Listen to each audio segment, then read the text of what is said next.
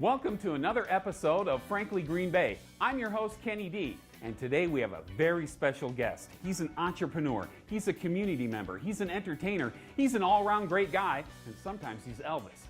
Frank Hermans! Welcome, Frank. Wow, this is cool. I know, this is crazy. When we did our episode, I said, why don't we do something about you? I know, and then, you've been in the biz for a long time, and I thought, let's do this. And then we had to work our schedules, and here we are. You're interviewing me. Tell everybody something that they might not already know about you. Well, I was a spelunker at one time. I don't know if you know this. I know what that is. I was way into caving when, as a young man, I lived in Columbia, Missouri. Missouri has the second most caves next to Kentucky, and I got into a grotto association. I actually slept in a cave. Oh, my goodness. Overnight. I've been a mile deep in this earth, so that's something that you would not know about me. He's a spelunker. A spelunker. You're an entertainer Yeah. now. When did you realize that you could be theater and bring theater to Green Bay? Because that's a pretty unique niche for the area. Well, I went to college for theater, GB, and really found out you couldn't make any money doing that. So I started the bar business right after college, owned a couple bars, was in that industry. Then when I was 30 years old, I auditioned for a play, Joseph and the Amazing Technicolor Dreamcoat. One of our mentors, Janice Hirth, gave me the time off at the Radisson. I was working at Purcell's, and I did this show.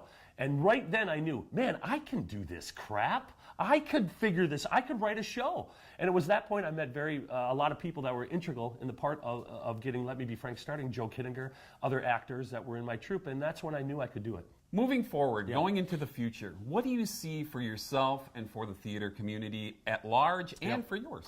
Well, I'm 53, and I really still think I got to get a job. I dream. I've been doing this for 18 years. I still think I got to get a job. The community is growing theatrically and performance venue-wise. I mean, you got Ashwaubenon on PAC, play-by-play theater, all these professional troupes starting. Plus, up north, you got North Star, and you got the other theater troupes up there that are doing great. So, obviously, the economy's good, and people are coming out to see shows. I see my ticket sales expanding. Season tickets are growing every year. So my dream is to keep growing and to do it other venues. Like we have a season now at Capital Civic Center in Manitowoc. These are things. I'm also selling my shows to other companies that are starting to do my shows. So that's kind of my dream, is to branch out a little bit. But I'm here in Green Bay, man. I'm not going anywhere. 'Tis the season, so we need to talk about your Christmas show. How's that going? Every night. Sometimes 2 shows a day, sometimes 3. You can catch us at the Meyer Theater, Frank's Christmas. It's called Randolph the Baddest Outlaw. It's kind of a spoof on Rudolph the Grinch and Blazing Saddles, all put in together. It is a hoot. Read the review. It is fantastic.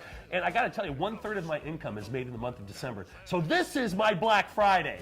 So we've talked about the Christmas show. What about the future? What's happening in 2018? 2018, 6 great new shows. Our first show is called Submarine Races Manti. Submarines were built in Manitowoc, but we talk about the submarine races in Manitowoc.